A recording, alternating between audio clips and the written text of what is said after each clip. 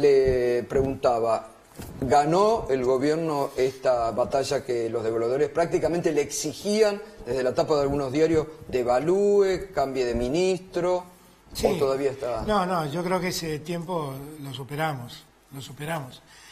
Ahí hubo una batalla mediática y una batalla en los mercados. Nosotros pudimos contener la presión sobre los mercados, actuando directamente. Actuamos sobre el CCL y empezó allí una baja sostenida que dura hasta el día de hoy. Había también una presión mediática, que era la que decía que a Guzmán le había dado 15 días para que resolviera el problema, que si no lo resolvía lo iba a echar y que lo que estaba en discusión era quién devaluaba, si Guzmán o el que viniera detrás.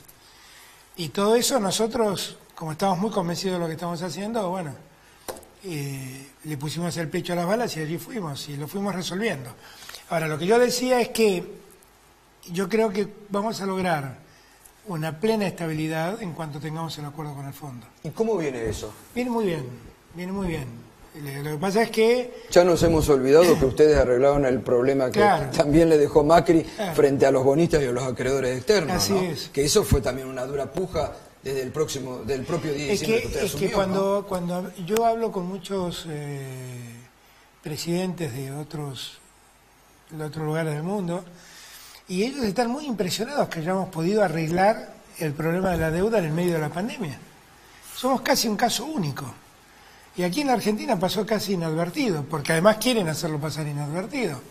Pero, Gustavo, nosotros, para que la gente entienda, cuando yo escucho toda esta discusión de dónde está el ajuste que estamos haciendo, y empiezan a discutirnos si el ajuste es sobre los jubilados. Miren, yo prometí que el ajuste no lo iban a pagar los que los que estaban en peor situación. Y que esta vez el ajuste lo iban a pagar los que debían pagarlo. Cuando ustedes miran el presupuesto del año que viene, ustedes van a ver que la inversión pública se multiplica por 2. Crece la inversión en salud, crece la inversión en educación, crece la inversión en ciencia y tecnología. ¿Cuál es la única barra que baja? Los intereses de la deuda. ¿Cuánto deberíamos pagar el año que viene? Los que dicen que nosotros ajustamos, esa es la deuda que nos dejaron ellos. El año que viene deberíamos pagar 12.500 millones de dólares. Esos recursos los vamos a destinar al crecimiento, al desarrollo. Este año debimos haber pagado 7.000 millones de dólares. Cuando preguntan dónde está lo que nosotros usamos, bueno, ahí está, lo pusimos en el IFE, en la tarjeta alimentar, en el ATP, ahí está el dinero que nosotros usamos. Nosotros, con el fondo, lo que estamos discutiendo es algunos puntos que son complejos. Por ejemplo, el tema inflacionario. El tema inflacionario nos preocupa a nosotros. Por ejemplo, el tema del déficit fiscal. El déficit fiscal a nosotros nos preocupa. Y nosotros tenemos que ir bajándolo paulatinamente para que no se convierta esto en un costo que tengan que pagar los sectores más débiles. Este debate lo estamos teniendo con el fondo. Y es un debate franco y es un debate honesto, pero nosotros no queremos comprometernos a hacer cosas que no podemos cumplir. Por ejemplo, hablamos de la inflación.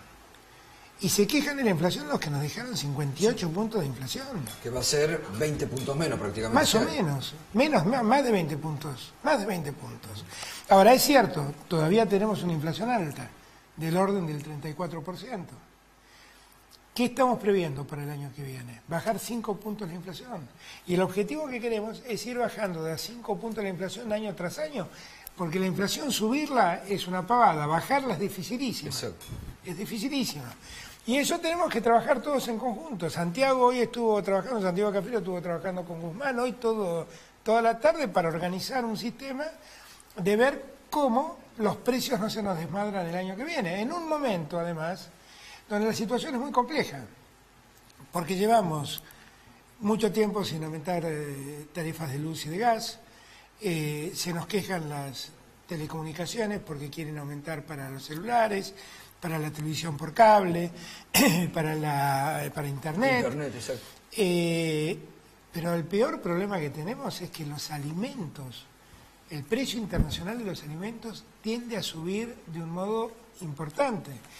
Y ese aumento de los precios internacionales de los alimentos terminan repercutiendo en el mercado interno sin razón.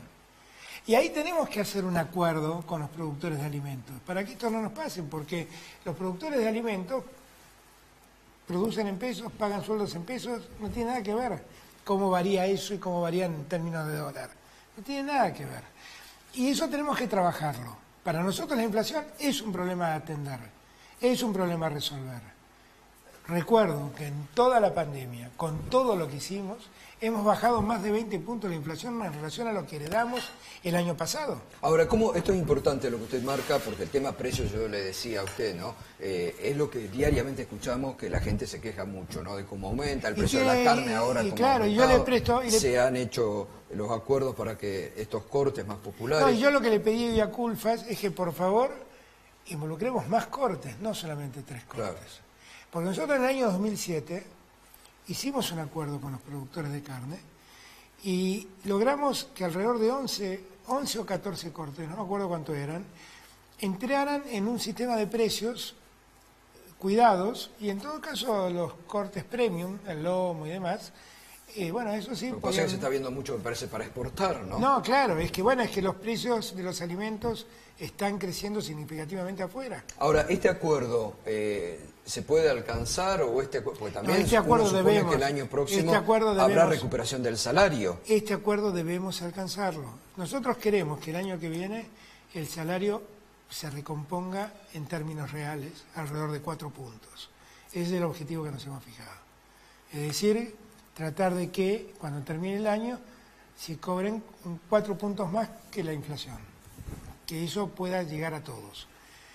Tenemos que recomponer el ingreso de los jubilados y eso mismo tenemos que lograrlo con los jubilados. Con los jubilados tenemos el problema además que tenemos que hacerlo en un escenario de déficit fiscal de 4,5 puntos, que es lo que estamos proyectando para el año que viene. Pero bueno, el objetivo es que empecemos a distribuir de otro modo. Bueno, ahí está la puja redistributiva de la que se habla tanto. Claro, y que en verdad la inflación tiene más que ver con esa puja redistributiva que con otra cosa. ¿Habrá bono para los jubilados o queda el 5% que ustedes han dado para el mes de diciembre? Estamos viendo cómo evoluciona un poco y cómo terminamos el año. Y más sobre el fin del año vamos a ver qué podemos hacer. Lo están analizando. Lo estamos viendo. Ahí también hay otro que le traslado muchas cuestiones que diariamente nos hacen. Este grupo de personas entre 50 y 60 años que quedaron desocupados, que no les alcanza para la jubilación, que no tienen acceso o no tuvieron acceso al IFE, ¿se puede eso, lo están analizando, alguna moratoria nosotros anticipada? tenemos que buscarle una solución a esa gente. Ya le encontramos solución en época de Néstor y en época de Cristina. Muchos nos acusaron de que eso era un dispendio de los recursos fiscales.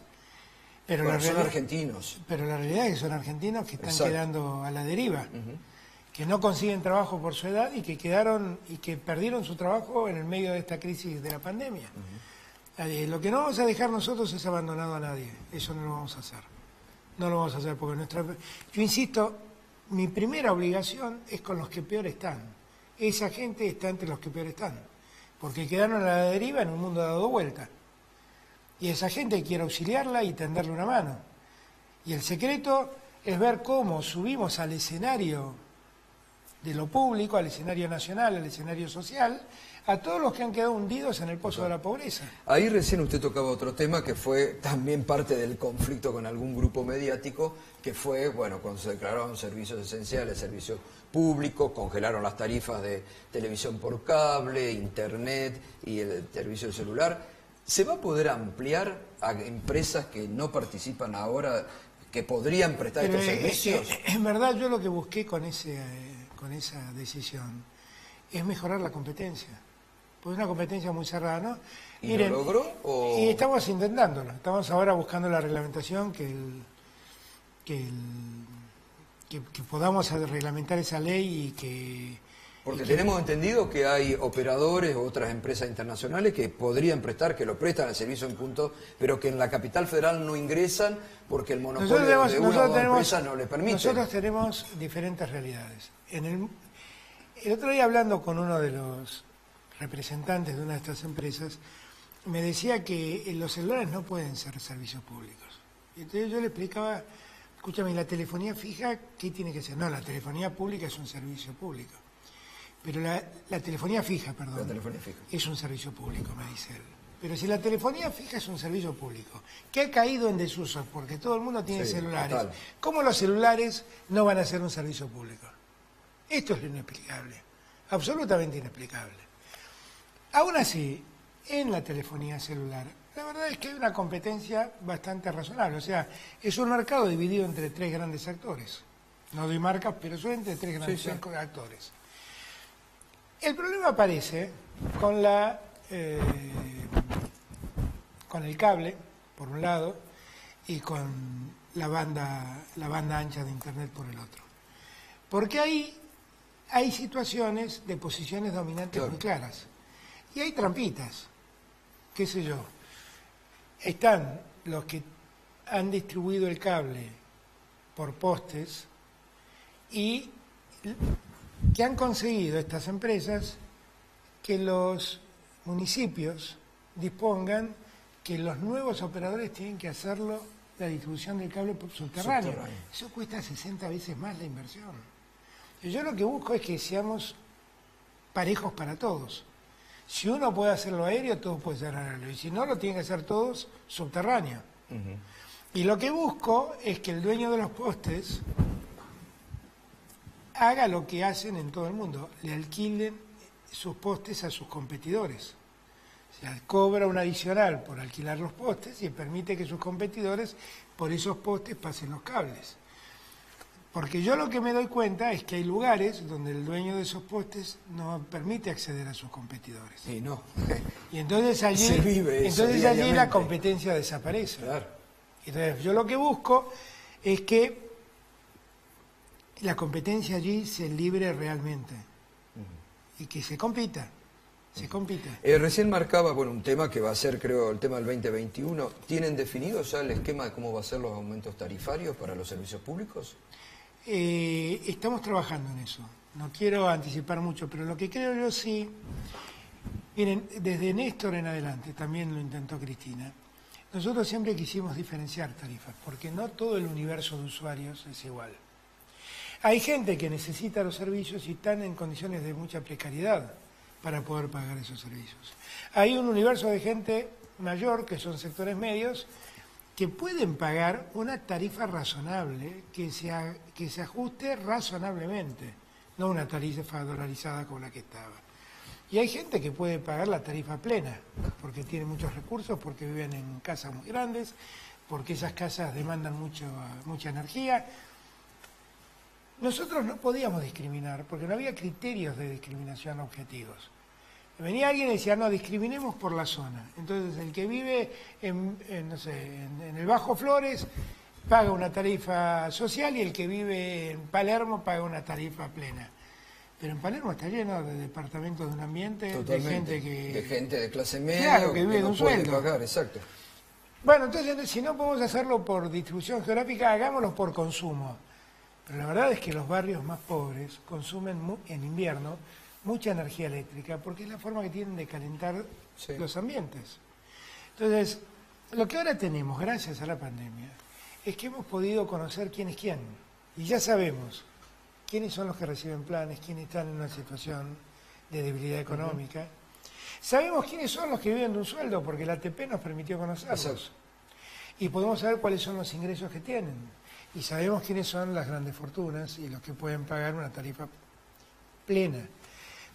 Yo lo que le he pedido a los órganos de control que están trabajando en las tarifas, que tengan en cuenta estas realidades, porque yo creo que a la tarifa social el Estado debe seguir subsidiándolos. A esa gente hay que seguir subsidiándolos. Creo que hay un grupo de la Argentina que puede pagar una tarifa que crezca más o menos siguiendo el costo de la vida. Y creo que hay un sector de la sociedad que puede pagar la tarifa plena. Yo viví siempre en Puerto Madero. El otro día pasé por Puerto Madero para buscar las facturas, las cosas. ¿Tiene que pagar? Claro, pero... Alguien tiene que pagar. Claro, y pasé yo a buscarlas y todavía me llamó la atención porque todavía tengo en las facturas tarifas subsidiadas por el Estado Nacional. Sí, aparecen. Puerto Madero estoy. Yo mismo digo, pero ¿cómo estoy haciendo esto? Entonces, Eso hay que corregirlo. ¿No renunció al subsidio en su No, momento? no, yo nunca, yo no renuncié, yo no renuncié. Yo renuncié al subsidio en su momento. Yo no renuncié, no. Entonces, eso se está analizando qué esquema en base a el ingreso de cada Claro, familia. ver que tengamos tarifas que podamos pagar y que tampoco se convierta en una desmesura y que tampoco se convierta en un festival de ganancias de las empresas, que fue lo que pasó en los últimos años, porque la tarifa dolarizada permitió eso, que esas empresas ganaran alocadamente sumas cuantiosas. Vuelvo al tema precio. ¿Va a reglamentar la ley de góndolas que viene un poco Está demorada? para salir. Ya Una buena noticia ya eso. está reglamentada. Porque eso también va a ayudar a que bajen los precios de la competencia. Miren, les voy a contar un secreto. El fin de semana vi un tuit que decía, ¿para qué hicimos la ley de góndolas? Y lo miré y dije, ¿dónde está el tema de la ley de góndolas? Y lo llamé a Culfas. Y dije, ¿qué pasó con la ley de góndolas? ¿Por qué? En la vorágine se me quedó la ley de góndolas. Y me dijo, no, ya lo tiene, legal y técnica. Y hoy hablé con Vilma, y Vilma efectivamente ya lo tiene para darle la última lectura. En los próximos días. Se reglamenta y porque sale. eso es un punto fundamental muy para la importante. competencia y para el acceso a marcas. Y claro, y favorecer a marcas que quedan como retraídas y favorecerlos a que se expongan y Y compitan también la realmente. economía popular que está Claro, haciendo claro. muchas cosas y muy Bueno, buenos es que productos. hay muchas pequeñas empresas Sí. que hacen mermeladas, dulces, Totalmente, que son de muy comidas, buena producción. que lo que no tienen es el acceso a la góndola. Ahora, bueno, vamos a permitirle que compitan. ¿Ha vuelto a hablar con Horacio Rodríguez Larreta? No, hace un tiempo que no hablo. ¿Están cortados los puentes? No, yo no corto puentes con nadie. Yo no corto puentes con nadie. Tenemos una diferencia en el punto que donde apareció la diferencia. A mí me llama la atención que él se queje porque le sacamos ese punto de coparticipación. Porque honestamente se lo dije antes de ser presidente, que ese punto... Sí, el otro día en el programa repasábamos todas las tapas de los diarios que de octubre del año pasado a esta fecha se venía hablando del Antes tema. de ser presidente le dije, nosotros vamos a sacarte ese punto, porque ese punto se lo llevaron indebidamente. Y es verdad, un día tuve que recurrir intempestivamente a sacárselo. Pero después lo hablé y le expliqué cuáles eran las condiciones y por qué tuve que hacerlo. Y bueno, después él planteó una demanda, pidió una medida cautelar y nosotros lo que hicimos es que una ley legitime lo que hicimos. Que fue aprobada hoy por el Que Senado fue de la aprobada Nación. por el Senado hoy. Ahora, cuando yo le escucho a Horacio decir que ahora por culpa del gobierno nacional Buenos Aires va a tener menos escuelas, menos jardines, menos plazas, menos hospitales, si va a tener menos de todo esto es que ese dinero no iba para la seguridad, iba para otra cosa. Y ese dinero se suponía que se le había pasado para que pague la seguridad de Buenos Aires, que es un tema además que algún día las provincias tendrán que plantearse por qué los correntinos se pagan su seguridad y los porteños se los paga el Estado Nacional. Ahora, yo no quiero seguir ahondando en las diferencias. Lo que quiero es un gesto de honestidad intelectual. La verdad es que el gobierno de la Ciudad de Buenos Aires debería estar agradecido que no le esté reclamando los 4 años que se llevaron indebidamente a instancias de una concesión graciosa de Macri.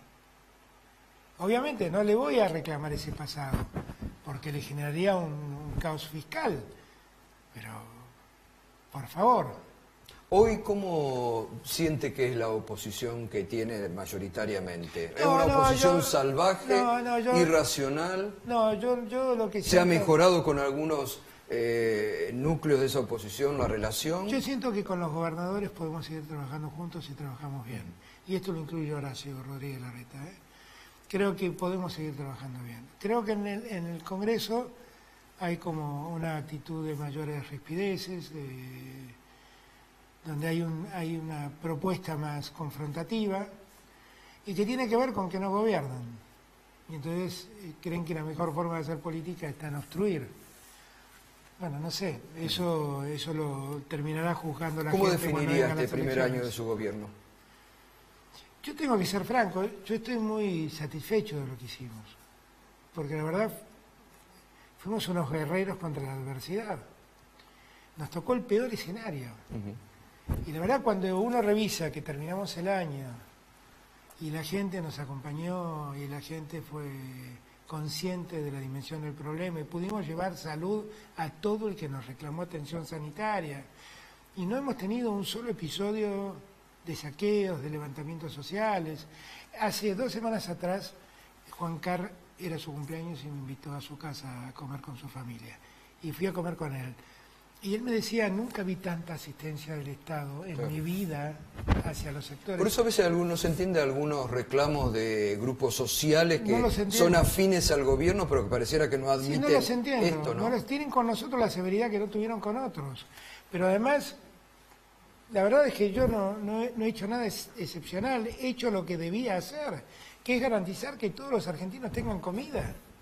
Y es garantizar que todos los argentinos tengan recursos para llegar al alimento. Yo hice lo que debía hacer, no pretendo ningún reconocimiento especial, pero lo hice en un contexto de extrema dificultad. Lo hicimos en un contexto de extrema dificultad. Presidente, le agradezco realmente, ha sido gracias, muy Gustavo. Interesante la nota, con muchos puntos que han sido clarificadores, como yo digo, para este año y bueno, para lo que viene. Así que muchas gracias. Gracias. Y le agradezco que todas las oportunidades que le pedimos podemos compartir largamente este momento. Siempre estoy dispuesto. Muchas gracias. Muchas gracias.